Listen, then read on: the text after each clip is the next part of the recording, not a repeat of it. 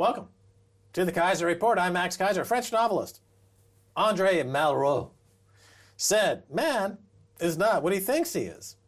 He is what he hides. In that case, the EU is nothing more than a corporatist monopolist loving intellectual land grabber for that which the EU hides. It's a secret lobbyist written trade deal called TTIP. TTIP, the Transatlantic Trade and Investment Partnership. Stacey. There's also TPP, the Trans-Pacific Partnership. So there's a lot of secret trade deals happening at the moment where nobody is allowed to look at that except for those writing it. And apparently it's mostly lobbyists and the likes of like Hillary Clinton when she was Secretary of State, and she was all for it.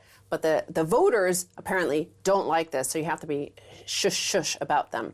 So first we're going to look at what's happening in Japan. Has gone unnoticed in the past week, but here's a headline. Abe ready to set aside TPP ratification for now to preserve standing in polls. So there's an election coming up this summer in Japan for the upper house, and Abe's party, the LDP, they do not want to lose any seats, and there's a huge surge in the anti-TPP feeling amongst the populace. So he's ordered his, the people, the parliamentarians to not push ratification at this moment because he doesn't want to lose seats, because the population doesn't like the deal. So he'll do the deal after the election. Okay, so that's fraud. He's defrauding the Japanese people. Do the Japanese people, we don't talk about the Japanese people much. That's because I don't read Japanese and I don't know. It's the second biggest economy in the world, I still think. I think it's China. Or third. Second or third. The yen is a highly traded currency in the world. We never talk about it. I think it's just because they've never really graduated from being a vassal state of America after World War II. Just kind of like the 51st state. Yeah. So there's not much to say about Japan. So Prime Minister Shinzo Abe has instructed the coalition not to forcibly proceed with the TPP deliberations. He is thought to fear a voter backlash in the upper house election this summer. You mentioned Europe at the top of the show because I wrote that piece. And in Europe, you find the same sort of thing is that, MEPs are not even allowed to read the text of the TTIP deal without special permission, and there's all sorts of security measures they have to go through for this.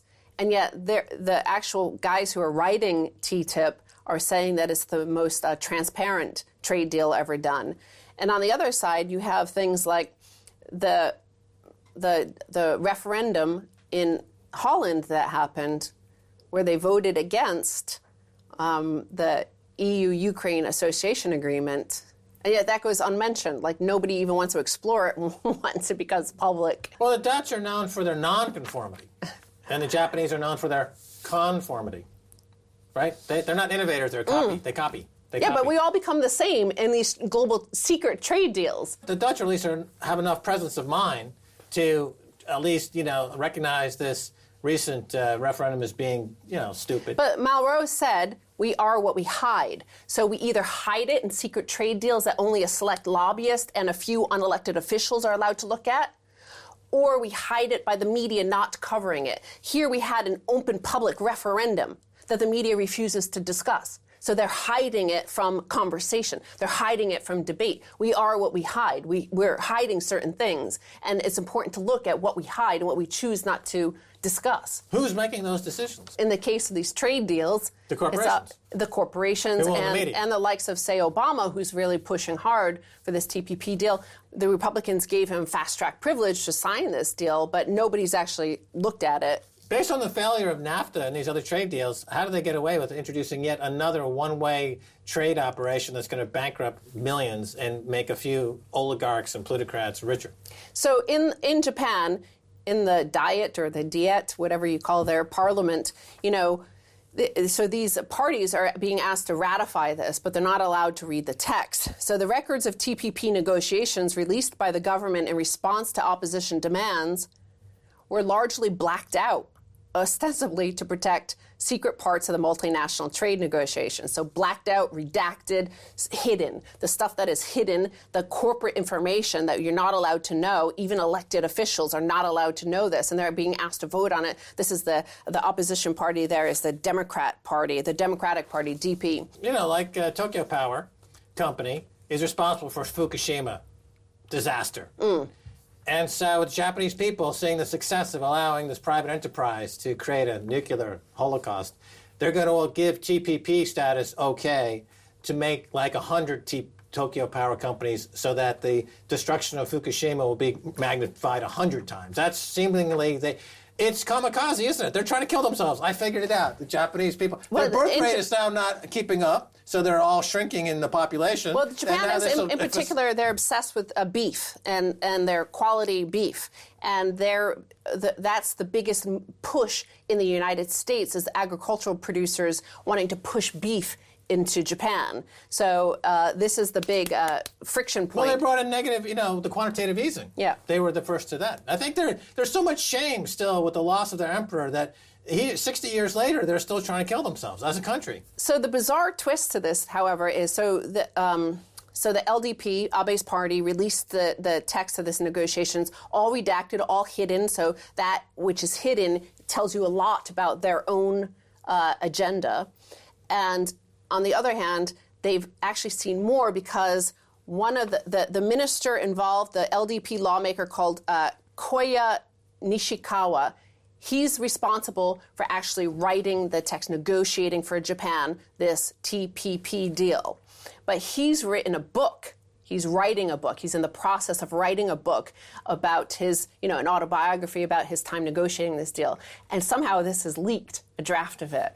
And the opposition party got it. The DP obtained what it says is a 242-page draft of a book being written by Nishikawa, in which he reveals details about the closed-door TPP negotiations that the government has not disclosed. Nishikawa is a former farm minister and is seen as maintaining influence over the government's agricultural policies. And so I remember I told you that agriculture is the most important thing, why the Japanese people are resistant to U.S. food imports.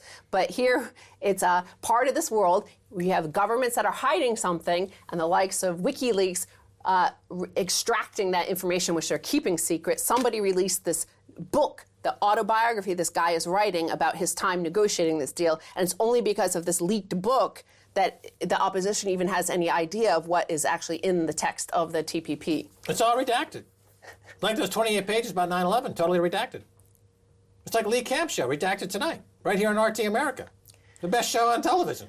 And so, except for this show. And so back to this Japan story. So the opposition party, the DP, have refused to attend any TPP sessions unless Nishikawa admits that the copy of his manuscript is genuine, because many of their questions on TPP in the People's Assembly, i.e. the people vote for their representatives, they go into a Congress or Parliament or Senate and they debate the issues that they're going to pass on behalf of the people. So this opposition party is going into these debates but not being allowed to read the text. So they're saying that in the questions in the debate in their parliament that it would be based on the contents of this guy's book rather than the actual text of the TPP deal, because they're not allowed to see it. It's all redacted. This kamikaze economics. These people are trying to kill themselves. They eat sushi made out of blowfish. That'll kill you. Okay? That's the kind of cuisine they have over there in Japan. They're not trying to survive into the next century. They're trying to pull the cord. They want out. Well, the population doesn't like this deal, but the government's keeping it secret and moving forward. So another story that's related to these secret trade deals, the stuff being kept hidden from the population because the population doesn't want this deal, so they will tell their elected representatives, do not sign this deal, so they don't tell them about it. But something else is leaked from the United States. New Balance claims Obama administration promised shoe contract for silence on TPP. So New Balance, the shoe company, is against the TPP deal, and the Obama administration, they claim, and the Obama administration denies this, but they claim that they were promised Pentagon deals for the sneakers because, the U.S. military has to source from U.S. sources. there's an exception for trainers, for sneakers. So they're allowed to buy foreign-made stuff. So apparently somebody in the Obama administration, according to New Balance, came to them and said that if you shut up about the TTIP, just remain silent. You don't have to come out in support of it, but just be silent about your opposition to it, then we'll give you some Pentagon shoe contracts, sneaker contracts. And they actually started to build some factories in America for this. And then apparently they didn't get the contract, so now they're angry and they're talking. Why can't they do something with Apple to get Apple to start building products in America and give people some jobs in America? Why can't Obama do something that actually helps Americans? Oh, yeah, that's right. He's not really supporting anything to do with America or the Constitution. That's like for pathetic human scum. The voters care about their nationality and their culture and their food products that they like. Obama is the same as Abe, is the same as any of these whoever's writing these secret trade deals that we'll never know their names unless somebody like WikiLeaks releases it, but we'll never know their names. They're like beyond like nationalism and religion and things like that the ordinary person clings to. So here regarding New Balance, here's a quote from the Boston Globe said, "We swallowed the poison pill that is TPP so we could have a chance to bid on these contracts," said Matt LeBreton, New Balance's Vice President of Public Affairs. "We were assured this would be a top-down approach at the Department of Defense if we agreed to either support or remain neutral on TPP. But the chances of the Department of Defense buying shoes that are made in the USA are slim to none while Obama is president." Again, all the stuff that is hidden, all this information, unless you have whistleblowers like this guy from New Balance or Edward Snowden in hiding now, or you have leaks, or you have people who expose and open governments, they keep it all secret to you, and they say you could vote on it. You can then make your wishes known at the ballot box. But really, what sort of, so in the U.S., they have presidential elections, and they're trying to determine their nominees. And Hillary Clinton, we know, was negotiating this TPP deal. But now on the trail, she says, I'm against it because the population, the voter who I need to vote for me now is against it. But she's for it, and she's going to sign it. And if she's president, she would sign it. So everything is kept hidden from the voter because the voter cannot be trusted to make the decisions that will support the elite, the oligarchs, the monopolists, the global corporatocracy. Yes, that's very true. And unfortunately, we must move on to the second half of the program. Well, this was so exciting, but have a good time in the second half. Yeah, I think the second half will be fantastic. More redacted information will be unredacted. What's the word? Subtracted?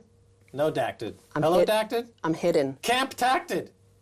Lee camp-tacted. It's a new word. It's camp-tacted. Stay tuned for the second half for a whole lot more camp-tactin.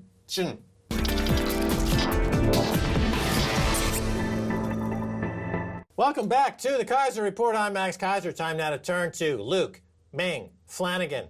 He's an Irish independent politician currently serving as a member of the European Parliament for the Midlands Northwest constituency. Welcome back to the Kaiser Report. Luke. Thank you, Max. Pleasure. All right, first of all, where is the Midlands Northwest constituency? The Midlands Northwest takes in Connacht, which a massive amount of the American population probably originally came from. Irish Americans, many of them came from the west of Ireland, poor areas, bad land. It also takes in the southern part of Ulster, which isn't in Northern Ireland, and also right up to Dublin. So, Ulster?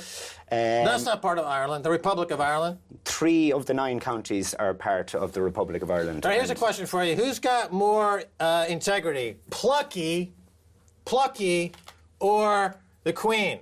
Okay, who's got more integrity? Plucky or the Queen? What do you say, Luke? I don't know a lot about Plucky, but the Queen... integrity. All right, well, think about I'm an Irish person. What am I going to say? Give that some thought. She wore a green dress and a green hat and came and blessed all the people that are seeking freedom. Isn't that worth something? Anyway, let's move on. So we're talking about TTIP, the Transatlantic Trade and Investment Partnership. It's secret, but you've finally been allowed some kind of You going to go see it, or what's going on? Next week, I've made an application to go in and see the consolidated texts, as they call them, basically the latest part of the Trade Investment Partnership Agreement. And we have to go into a library where we have to sign a confidential agreement beforehand.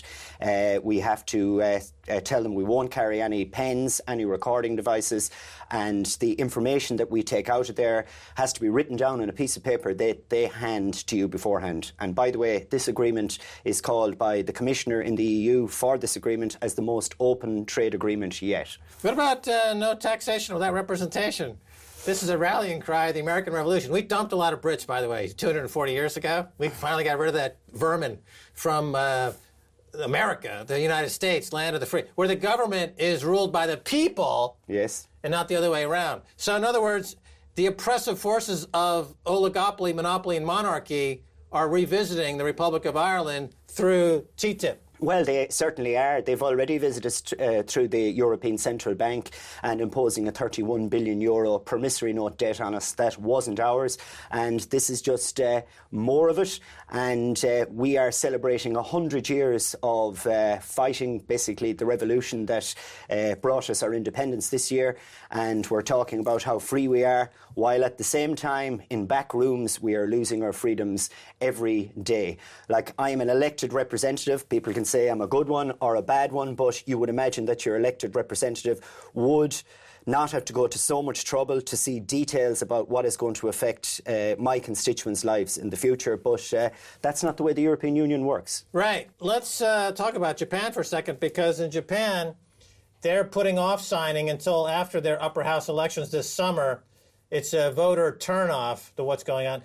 So, have you noticed that? Have you noticed what's happening in Japan in this sense? Yeah, we have alerts in my office to constantly tell me what new news is coming in on it. And I suppose it's fairly predictable. In the run-up to an election, a government doesn't want to talk about an agreement that makes your vote irrelevant. So I suppose if they did something about it beforehand, there wouldn't be any point voting. Because if TTIP goes through, it means that companies will be able to sue governments if they bring in policies such as plain packaging on cigarettes so that maybe we won't smoke as much.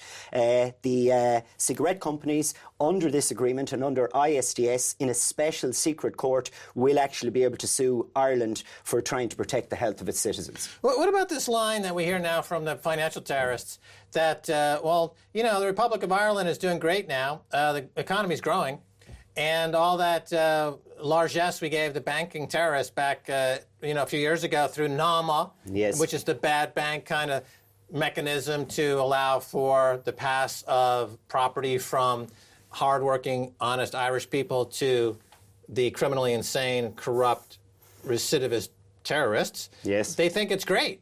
Is that what I mean? But well, that's the official line, and I suppose that has to be the official line, because if they didn't say that, then they'd have failed. But if we're doing so well, how come they're charging people for water? Well, if we're doing so well, how come there are so many people living in cars with their children, so many people homeless, and this debt that supposedly we've got over? In the last 4 years, we've had to pay back €6 billion of that, which wasn't our debt in the first place. And given that we have a homeless crisis, and we could actually build 150,000 homes in our country and provide them to people, I think that would be a better option. And when it comes to growth, it's very hard to grow when you're living in a car with your child. You can't really develop. So if they think that's a success, so be it. But I don't think it's a success. But in Ireland, we seem to be moving more and more to an American model, and this TTIP will facilitate that, because we will end up possibly with a situation where we don't get as much holidays as we do now. Because, I mean, if you're taking 3 and 4 weeks holidays a year, how on earth can you produce as much as an American company? And we've got to compete with them. And we'll probably end up with no holidays, because apparently that's progress. I think they call it rationalisation of the economy. So much attention's been given to the Panama Papers, tax avoidance in general. Ireland is a country known for its ability to offer tax avoidance. Yes. The double Dutch royalty evasion scam used by musicians. The low tax rate, which is lower than other European countries, attracting the likes of and it's even lower than the headline tells us. Okay, so you've got American companies there. Bono, the lead singer for U2, said a couple... From Holland? He's from the Netherlands now. He's from the Netherlands now, but he said a couple of years ago that, well, it's okay for Ireland to offer tax avoidance because we have no natural resources. This is the only way we can attract people to Ireland. Your thoughts? Well, I think we have plenty of natural resources. We have oil off our coast. We have gas off our coast. We have any amount of fresh, free-flowing water. I understand that's a valuable commodity. Wait a minute. If Facebook's going there and Google and all these high-tech companies, because you've got a highly educated English-speaking population, why can't Ireland create their own entrepreneurs and their own high-growth entrepreneurial companies? Isn't that the natural resource? Educated English-speaking people? Well, that should be the natural resource, but I think there is this thing in Irish culture called post-colonial syndrome, where I think deep down we feel that we can't succeed and we can't be ambitious. But I think that's something that has to be injected into the Irish people, that they'll actually believe this, because what's happening at the moment is benefiting a few, all right.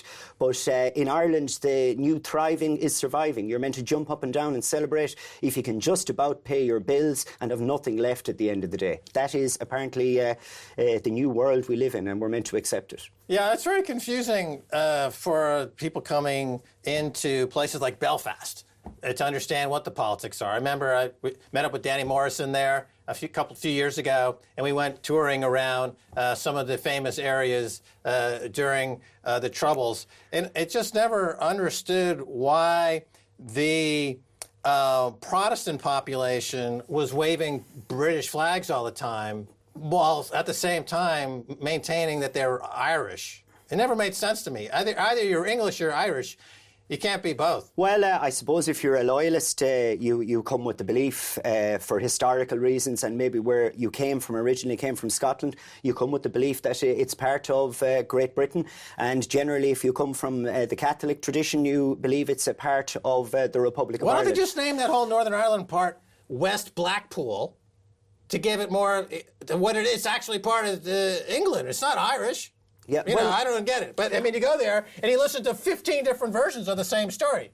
I mean, that's very Irish, is that everyone's kind of quarreling with everybody over everything all the time. There seems to be no end to it. That makes no sense at the end of the day, except go down to the pub and have a pint. But other than that, there's no political logic to it. I am watching your American presidential race at the moment. Tell me about it. And I could say it's a little bit rich to say that, really, when you look at your culture, because... really, it's turning into a little bit of a joke at this stage. You yourself said we took in a lot of Irish people. Maybe. Is that the effect? That could be it. There is, I suppose, some of the logic to loyalists and Protestants not wanting to be part of a United Ireland was the fear that it would be ruled by Rome and ruled by the Pope. That fear actually came true. We had a system in Ireland, you've heard of the Taliban, we had the Cataliban. We had a situation up until 30 years ago where letters would arrive into my house, my mother and father's house, with my father's name on my mother's letters, Mrs. Luke Flanagan. We had a situation in the 70s in Ireland where if you got a job as a woman and you got married, then you had to give up that job. We had a situation where a relation of mine, a female in the 70s, went into a bank and looked for a mortgage, and they laughed at her. So I suppose the fear among the Protestant community would be that the Catholic Church would rule in the South. Unfortunately, we proved them right. We proved them right through Eamon de Valera when he bowed down to Archbishop McQuaid, and he basically let them run the country. And women were treated like for decades on end as a result of that. Not to mention the Murphy Report, which implicated the Vatican and the Pope and the Catholic Church in a heinous pedophile scandal. Yeah. They closed the embassy in the Vatican, I believe, now. Yeah, that was a move by the last government. I think it was an attempt by the Labour Party to show that so the loyalists are totally right then to get rid of these somehow these the state and the church were separated, but they're not quite separated yet in Ireland. But we are getting there. We had a gay marriage referendum and it was passed by popular vote. So slowly but surely we are changing, and that's a good thing. But all right, let's get back to TTIP, because I think we get an interesting point here, because you have these two factions. They fear outside influence. Yes. TTIP is an outside influence that would seem to unite the North and the Republic against this outside influence. They're both being screwed unmercifully. Really, the only people that it will benefit are people who sell hormone-treated beef in the United States of America, people who sell chlorinated chicken in the United States of America, and we're talking about harmonising standards. The question is, will the standards harmonise up to a European level, or will they harmonise down to a US level? And we'll go back to what I said earlier about working conditions and the amount of holidays that you have. A European level and a US level. I certainly do, without doubt. We have about a minute left. Let's talk about that. There are higher environmental standards in the European Union, and this is something that is being fought by the US, and I don't want that to happen. I asked the European Commission, can you give me an example of how this will benefit us all? I was told that people in Spain would be able to export oranges to California, and people in California would be able to bring oranges across to Spain. I would love to know how the European Union puts that together with the fact that we're meant to be fighting climate change. I mean, if you are bringing oranges from one part of the planet to the other and vice versa, that certainly is not helping the planet in any way. Okay, and that's the great contradiction with the European Union. 10 seconds left. So we're going to say goodbye. We'll have you on again soon, if that's okay, as the saga continues. A pleasure. Thank you, Luke. Well, that's going to do it for this edition of the Kaiser Report with me, Max Kaiser, and Stacey Herbert. I'd like to thank our guest, Luke Ming Flanagan. He's an MEP for the Midlands, Northwest Ireland. If you'd like to get in touch, tweet us at Kaiser Report. Until next time, bye, y'all.